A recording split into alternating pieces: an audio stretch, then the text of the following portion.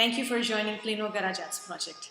Today we bring you another interesting interview session with one of our very own dance school, Arathi School of Dance, who's been sharing their passion, love and knowledge of Indian classical dance form Bharatanatyam for the last 40 years in Texas. We're going to talk to some of their oldest students from the school who continue to teach under the same banner and learn about their journey as a student to one of our Dallas well-known artist and teacher, Mrs. Revathi Satyu. Now, Mrs. Revathi Satyu has a very rich lineage of illustrious gurus, U.S. Krishna Rao and Chandrabhaga Devi,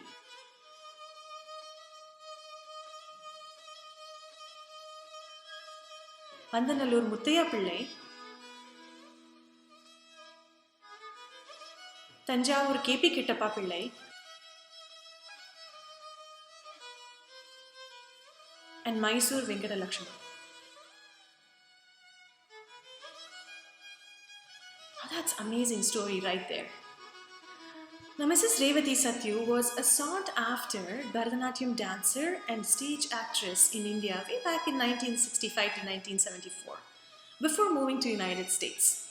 She's currently the president of Indian Cultural Heritage Foundation, and she's also a founder director of Arathi School of Dance. I'll quickly introduce you to these amazing women here. We have Sarita Venkatraman, we have Suri, and we have Alpana Jacob.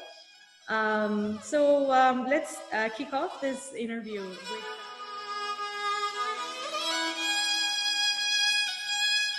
How has it been, guys? What have you guys been doing? Have you been into something interesting? How have you guys been busy so far? Sarita, you want to go first? Sure. So the pandemic, as we all know, it's brought a lot of negativity or sadness across, but there's also a little pause that it has brought into our lives.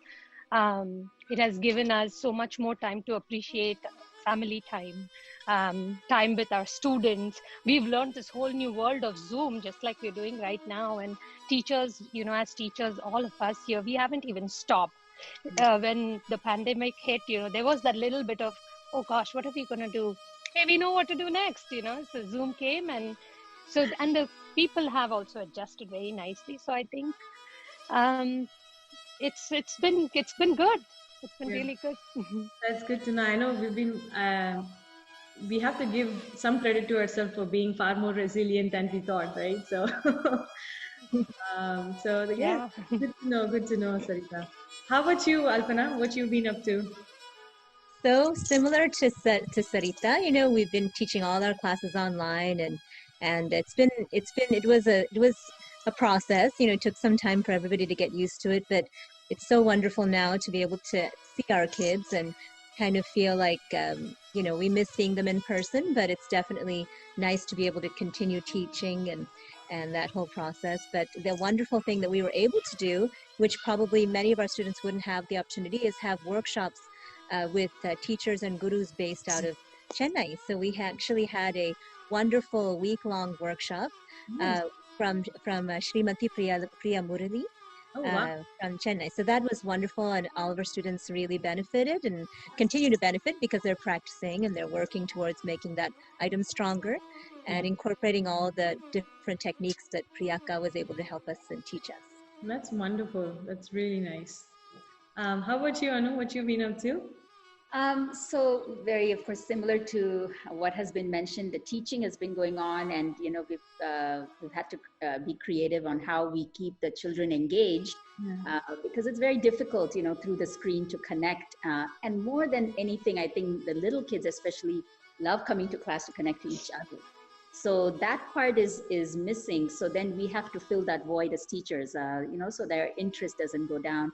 So some of the things that we have adapted is, storytelling time, more theory classes, and making those more like an interactive thing with the children.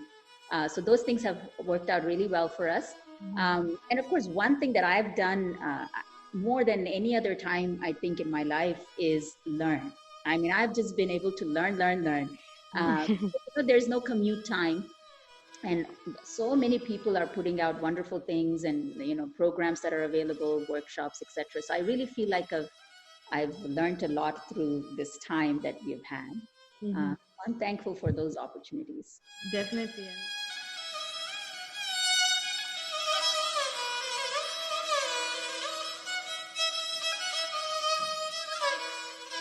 Well, Auntie is one of the most humble human beings that I think any of us have ever come across. And that is one of the biggest blessings that she's given us. And that has come from her gurus, but she also has that's her swabhava. Her swabhava is to be a giving, selfless human being. So growing up, when we met her, we had no idea her lineage was, from U.S. Krishna Rao and Chandrabhaga Devi, Kittappa Pillai, Muttaya Pillai. We had no idea. We just saw her as this beautiful, graceful being that shared this wonderful art form with us, and we had no idea. But when we began to understand, and when she actually brought U.S. Krishna Rao and Chandrabhaga Devi here back in the 80s, and they conducted workshops with us. We still had no idea, because to us they were more like grandparents, and they were so sweet, and that's the beauty, I think, of these great gurus, is they're so selfless and they're so humble that you really have no idea that their greatness until you get older, and you're like, their humility is their greatness, and to be in that light and that energy is our biggest blessing. So yeah, that I think is, we only understand as we get older that what grace and what energy we are privileged to be with, and continue to be with. That's wonderful. This is just from talking to Revathi Auntie just yesterday. I was just asking her, so Auntie, how was it with the gurus for her? Yeah. She said one beautiful thing about them was they were so open-minded. So Yeah. they used to take Revathi Auntie to all the different artists of that time. So, sometimes you hear they're very, this is us and we stay within this little group. Yeah. But she said all her gurus, the first thing they taught her was an open mind. So it seems they used to take Auntie to all the performances, and if they couldn't attend, Auntie would go and watch the performances. And the other thing was, when she used to go to these artists' houses to see practices, classes, they used to always go with her. Yeah. So I think Auntie has carried that on for us, because that's why she brings in all these different artists, so that we can respect. We have learned a certain style, but we can also understand, appreciate all these other styles. So, she always says, pick the good, the aesthetics, keep Bharatanatyam flowing. Auntie always says that. So, that's beautiful. it all comes from the gurus. Yeah. Yeah, definitely. I mean, having that sort of an open mind to be accepting of other people's talent, and learn from them, learn the best from these artists. Definitely, you need to have that sort of an open mind to let your students experience that as well, right? So, I mean, thank you for sharing that. That's definitely something fascinating about her. You had asked a question about how we feel about her lineage. It's actually sometimes overwhelming, because now we know where that heritage is coming from. Yeah. One thing I think we all feel is this great sense of responsibility, right? With every privilege comes a responsibility. And so now as teachers, I think we're oftentimes thinking about how do we carry this tradition as pure as we can to the next generation. Of course, part of our style is about working with others and getting the best from all the different schools and teachers, and that's what creativity is, and that's what arts are, right? But at the end of the day, we have to be true to our Bani and be able to carry that forward.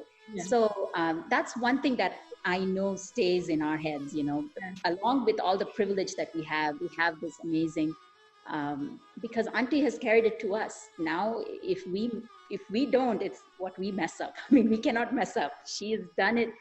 She's brought it to us. Now we have to, carry it on. So that is one thing, I wanted to bring up as part of that whole privilege, is there is certain sense of responsibility that comes with it. That's true. That's amazing. It's amazing. You always want to be the best version of yourself as a dancer, as a human being in front of her, because she's our role model. And perhaps as we got older, like you're mentioning, we did start realizing her lineage and understanding how, but actually from the very beginning, I think we felt that way, whether or not we understood the lineage. It just came from the person that she was. And maybe that has to do with her nature and her nurture, both.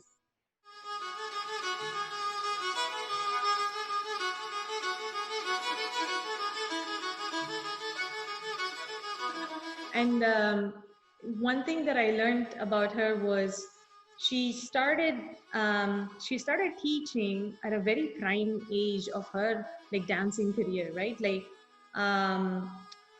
and do you know like what made her decide to become a teacher? And I also heard that she used to travel all the way from Dallas to San Antonio pretty much every week.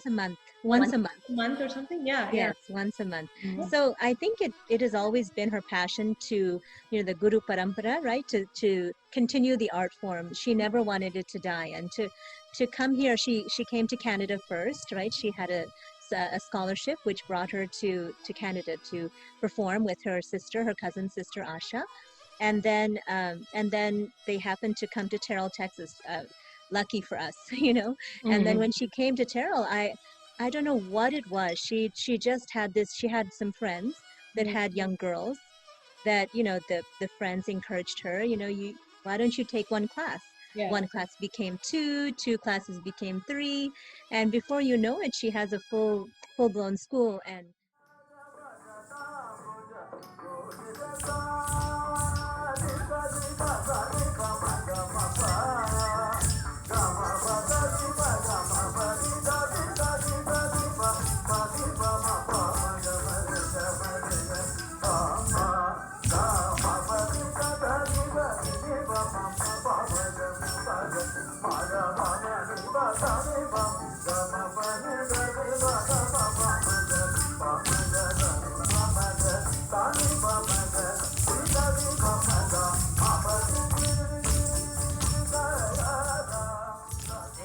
and now look at it, and it's all because of her persistence, because her first school was in a church in Carrollton, and she drove about, I would say probably about 30 minutes one way to come teach us. And it's just ironic that she was teaching Bharatanatyam back in the early 80s in a church. It was really ironic, and we didn't think about it then, and I still remember the lady who used to open the door for us. She was so sweet, and she always talked to Revathi. She called her Ray, and she would they would have a wonderful conversation before class. And then we'd do namaskaram, and she'd have the Natraja there in the church. I feel like it was a temple, but there's no difference, It's just a place of worship, and we felt that energy there. It was a church, but yet we were doing Bharatanatyam, and it was wonderful. And Auntie has always been like that. I feel like, there's no where you dance is your temple or your sacred space, and she's created that for us, and for that, we'll always be grateful. And she had two young children then, and I remember being around 10 years old, and she has a younger daughter named Arpana, and Revathi would be teaching the Ettadavu, and her feet would be striking the floor with such, energy. And the child was so young, she'd be holding on to her mom's leg, and Auntie would still be dancing. But not hard, just gently. But the child, she was so patient with the child, and the child was happy. She just was hugging her mom's leg. It wasn't anything. And we just continued dancing. We didn't think anything of it. It was just, I don't know, it was wonderful. Those days were wonderful. Yeah. That's an amazing story of hers. And thank you for sharing that.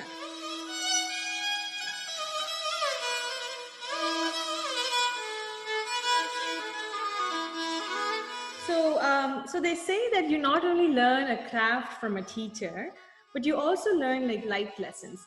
What have you learned from Mrs. Revathi outside classroom? I know you guys talk about her being almost like a second mom to you guys. So I'm sure you have a lot of things to share on this topic. Alpana, you want to go first? Okay, sure. So I was, as I mentioned, I was around 9 when I met Auntie. We had moved here, and I saw her dancing, and I fell in love. Yeah. And I fell in love with the dancing Auntie. So when Auntie is on stage, she becomes a goddess. Uh, a goddess. I don't know how to even explain. And then when she is out of her costume and without her makeup, she's a different kind of goddess. She's Ma to us. She really is our mother, and she treats us just like just a different kind of mother. Our mothers are different, and they treat us in a certain way. But Revathi is the most patient. Um, but then if you have to learn something, she'll tell it to you in the way that you need to hear it. So and I don't, to this day, I don't know how she does that. So for each student, she's able to just watch them and observe. I think because she's a great observer, she really observes people, and she understands them based on how they are. She can almost, I don't know, I feel like within a month or so, understand what that student needs and develop them in that manner, all in one class, all at the same time. And I don't know how she does that, how she did that. Still, we are all trying to understand. So I think that would be the greatest thing to try to figure out, is how she does that. How she passes on, how she extracts certain aspects of a person's personality and adds that into their dance. So certain within the way that at least Auntie teaches, if someone dances nobody dances the same in our class. We have a certain element of Auntie, but she never changes certain accents of a student, and she maintains that. And I think, I don't really don't know how she's done that. But when we all dance together, we there's a certain joy, there's a certain love, but we are not exactly the same. And she doesn't change that, and I think that's her one of the things I respect the most, is how she finds that certain aspect in each student and carves it out and makes it into, just brings the best out of each child and each student, dance wise and also personality wise. So I don't know, I think it's one of the gifts of being not a good teacher but a great teacher. Yes. Right? Yes, absolutely. Anu, you want to share something on this? Sure. I mean, there's, just like you said, great teachers teach you many, many things. So, but if I were to choose one thing that comes to my mind, it's the word grace. Not only is she just physically graceful, I mean, when she walks, she glides. You can't even, I mean, she just glides. Okay, she's just beautiful. but she has grace in everything that she does. Okay, the way she leads her life, the principles by which she lives. So you can see that in everything. She never gets upset. I mean, I'm sure she does, but again, she handles that with grace. There's not, harsh words that are thrown at the student or even her colleagues, the orchestra. The way she deals with every aspect that we have seen her, as we grew up, everything has grace. So nobody's perfect. So I don't want to make it sound like, we're saying, oh, she's perfect and all, but it's just the overwhelming feeling that you get when you look at her is there's just that equanimity, that gracefulness in everything that she does. So that's something I hope I can learn, and, it'll be great if I can, incorporate that into the way I live. Nice. Very nice. How about you, Sarita? Yeah, in addition to what Alpana and Anu said, there's the one more thing that stands out to me also, is that, so as a teacher, sometimes there's this whole expectation that she should know it all kind of thing. But I've always learned from Revathi Aunty that it's okay to not know something. It's okay to be a student first. Only when you're a student first, you can become, you're able to teach and your students. So that whole openness to wanting to learn something that I don't know, Auntie, I don't understand this, and I'm going to have to teach this. So it's okay to not. And sometimes Auntie has that strength to be able to say, oh, I don't know this. We'll have to find out that information, So I think that stands out a lot to me, that she's so open about, what she knows, what she doesn't know. And like Anu said, and she does it very gracefully.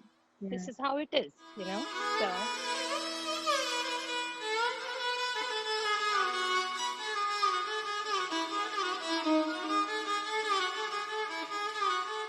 Anu, you want to go? Well, I think the first thing is like anything else when you're trying to grow something, the ground, the foundation has to be laid. Yeah. So the culture of the school has always been, we all are here to learn. We all are here to grow. So it's not about competition. I mean, I know there are many schools, and they produce amazing, amazing students. But part of that process is competition here, competition there, And I'm not saying that's bad. It's just that it doesn't work for everyone. And I know from my personality, that would have intimidated me and perhaps even kept me from, pursuing the field, because it's not like we all start off as, comfortable dancers. I mean, we grow into that role. Okay, some of us, of course, I know there are people who are blessed and they're just like wonderful from day one. Yeah. But so for students to grow, there has to be a certain, environment that's provided where it's okay to make mistakes. Yeah. So then if you know that, and she tells you, "Innu konjam ukkaru," or, lift up that hand, or it doesn't hurt you. I mean, it just goes as easily as that was good. Okay, so good and bad. Yes, there's good and bad. There's going to be good days when you do something wonderful, and then another student's strength is something else, and she does that wonderfully. So I think she just handles everything again with grace. It's just equal. This is good, this is bad, but let's work towards getting it good. Yeah. I think that speaks of the friendly culture that was set up from the beginning, right? Compared to like a competitive culture, that might bring the morality of the students when you're being criticized and stuff. So I think that's one of the reasons we have thankfully been able to, as students, we grew up in this school, and now we are teachers, we're co-teaching and co-running this school.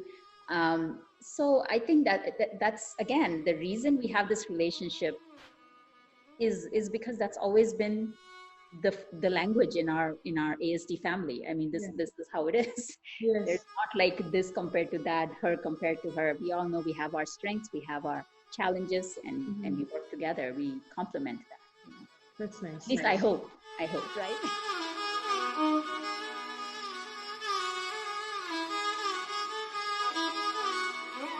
I have another question I wanted to ask is, so this is the 40th year for Arathi School of Dance. What was the first group work that you guys did, part of the school, and how was your experience? Veerangana, right, guys? Yes, Veerangana. Yeah. Sarita, you want to go? Yeah, sure. So Veerangana was initially, it was done 20 years ago, I think, when Auntie did it. And I know Anu and Alpana were students at that time, and they were a part of, the student group. 20 years later, it's like circle of life, right? You come back again. Yeah. We decided we would do Veerangana, and I think as teachers, so we got to, usually we have our own classes, our students don't get to meet, and they don't. So this was like a dance picnic. So it was over 3 weeks. All the kids used to come. There was costume, there were insane practices, but always a smile on the kids' faces. And we had this whole chai time, break time, dance time. I don't know, it was like a 3-week-long wedding or something without a bride and a groom, only dancing going on. So and we learned so much as teachers. I think we learned so much about our students and about our co-teacher students. The way we did it, so we had some of Anu's students would be in some dance that Alpana taught, and Alpana's kids would be in a dance that Shalini taught, Shalini would be in mine. So we we got to learn about those kids too, and the kids became a big family, and now they want to do more productions like that. They keep asking about that. So yeah, it was a lot of fun. Yeah. That's amazing. And that was so how many of you guys were there for the first production? Probably, yeah. Okay, so probably about the same amount, actually. Yeah. Same amount of, yeah, because it was set for a certain amount of characters to begin with. It was choreographed by Padmini Ravi, Uh-huh. from Bangalore, and so it was set for a certain amount of dancers, and so we had the same amount of dancers. But at that time, we were younger, so there were more dancers. There were more dancers that were at the same level as Anu and I at that time, and it was wonderful because we were all just like how we are now. We were all like sisters. Yeah. So it was a lot of fun. We really enjoyed it, and this time it was a totally different, um, experience because our students were doing the roles that we were able to do, and it was wonderful. And to be able to watch them experience that was probably maybe even more enjoyable than the first time. I definitely think it was much more enjoyable And to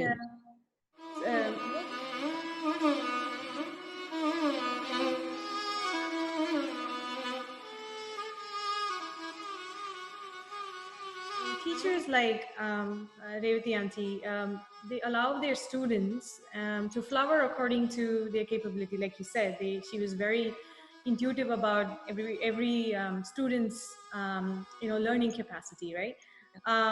So I'm sure when you perform, you not only bring your own identity to your dance, but you also bring some sort of an element of your guru, right? So is there anything that anything about your guru that you love so much that you want to retain it and not let go of? I mean, I just hope and pray that I'm able to keep or get that. But the thing that I love about Revathi Auntie's dancing is the subtlety with which she can make the last person in the last row of the auditorium still feel what she, I'm getting goosebumps actually when I say something, because I mean, her eyebrows and just her eye, I mean, she just has that subtlety, it's not overpowering or jumping out of the stage, but just with that nice subtle way she gets the thing. And as Sadi said earlier, it'll be something like, I've seen her do this with students, even my own students, even to this day. If I were to ask her, auntie, come watch this person who's getting ready for Arangetram, she won't say big things like she needs to sit more, this, that, or she will just say, instead of looking this way, let her do this, or let her tilt her head like that, and then it makes all the difference in the world. Right.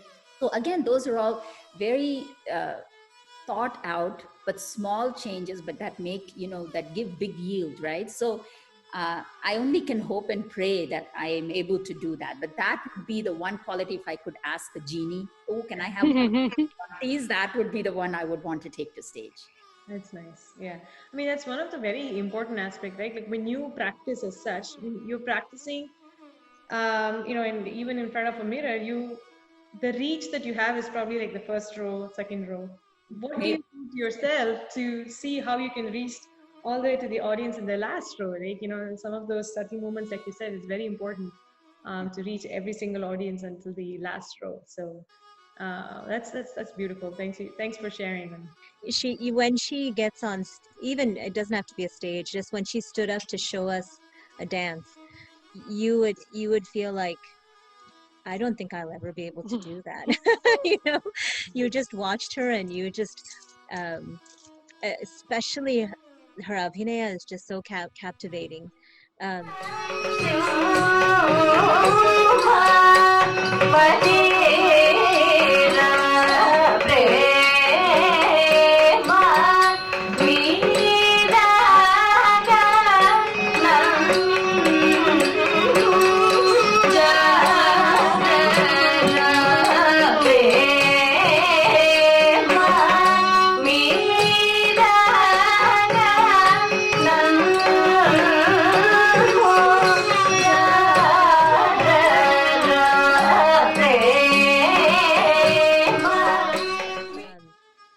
Because I think it goes back to what we had talked about before, is she's an observer.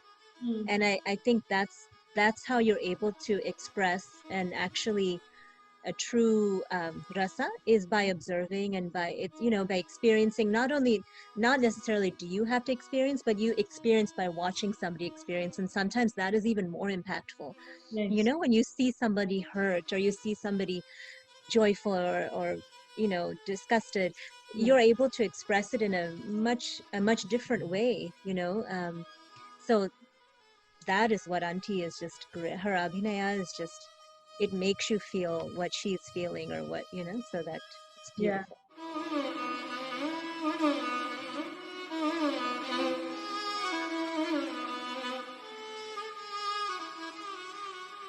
So let's talk about the Indian Cultural Heritage Foundation that was started by Mrs. Revathi Satyu.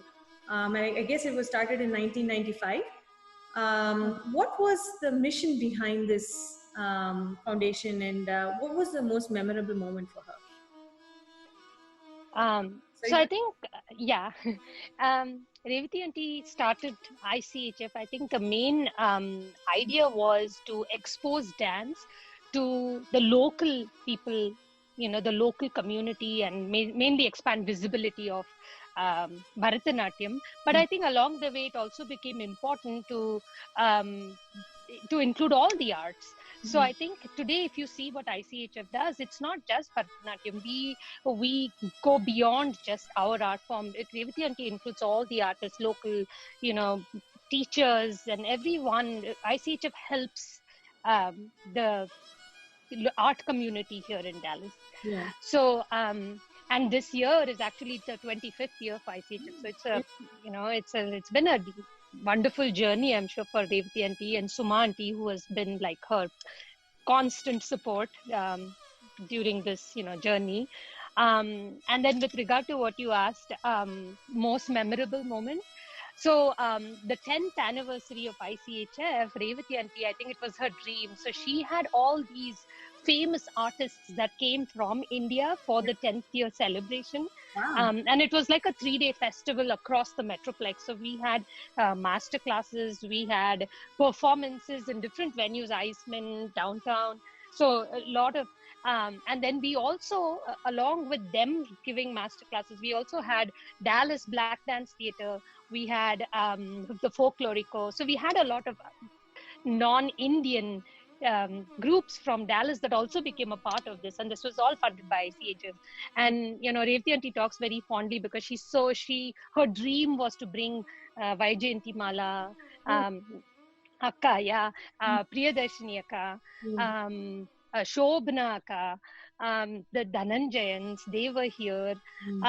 So a lot of the names that we hear every day, they were all here. So I think that is Revathi auntie's like dream come true, I'm sure.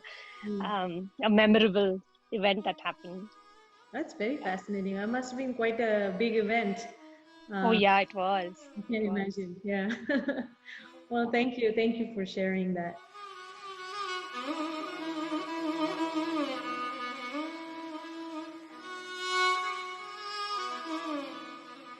Where do you find yourself right now, like personally and in your artistic journey? Where do you guys find yourself now? Sarita, you want to go first? Sure. I think my favorite part of being in the present is being a teacher, a dance teacher. Yeah. I don't know how to explain the happiness or the joy that you get. This might make me cry. Usually I can control crying, but I can't describe it. Just wanting to see my kids every day, seeing them, being there. Like just Revathi aunty is our dance mom. Sometimes they call us their dance moms. I think your day is done, your day is made. So I think for me, that is what I love right now, and I hope that with God's great blessings, Revathi auntie's blessings, we can take this journey along like Revathi aunty wanted. She got it from her guru, she gave it to us. Hopefully, if we can do a little bit of that and pass it on to our kids, so that tomorrow we have those kids become or feel what we feel with our guru. Maybe it will be a small step in the right direction, maybe. That's nice. Yeah. How about you, Anu? So again, going back to this, being in this, quarantine and lockdown and forced to find ways to keep yourself busy. One thing I've learned again is that I have a lot more to learn. So in my journey, where I am in that process of getting very, very excited about, learning more and more. I told my husband, even if I live till 105, as long as dance is in my life in some form, I think I'll be happy. I mean, I know I'll be happy. Like, I'll never be bored.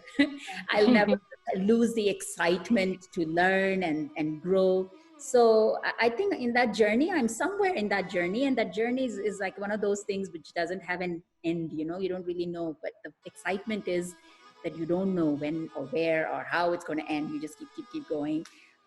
So that's where I am with my personal and my dance life. So I'm just enjoying the process. Good. Loved it.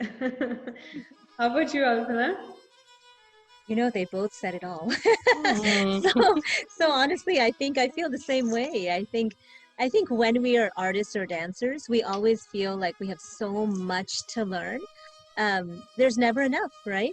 So that's the blessing of being an artist, is that you're always this small in the ocean of knowledge. All this, there's so much to learn that we're like, okay, what else can we get? What else can we gather? And then, your students also, when you become a teacher, like how Sari said, it is I think our greatest gift to be a teacher, because it's only the name teacher that you have, but you actually have become a student. So you're just given the name teacher, but no, every single day when I turn on this Zoom, I learn millions of things from my students. Right. And in fact, sometimes, because you're home and you're quarantined, you just want to see them. And then when you see them, you feel refreshed and you feel, so they are our greatest gifts. And many times they tell me, oh, I'm so happy, Auntie, like, that we have Zoom to be able to learn and we get to see each other. But then they don't even realize how much more happy they make me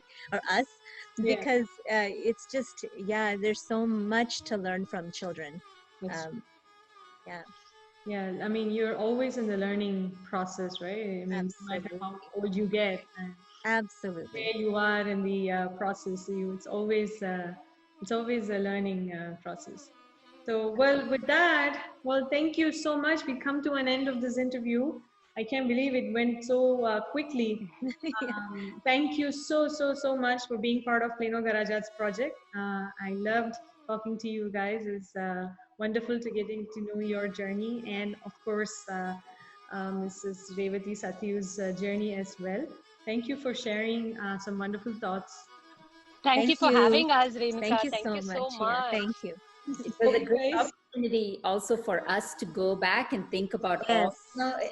You don't think about so many things you've forgotten. Back and bring all that to the forefront was very nice. So thank you for this opportunity. Absolutely. Very welcome. Well, I hope you guys stay safe, and wish you guys a fantastic artistic journey going forward. Thank you. Thank you.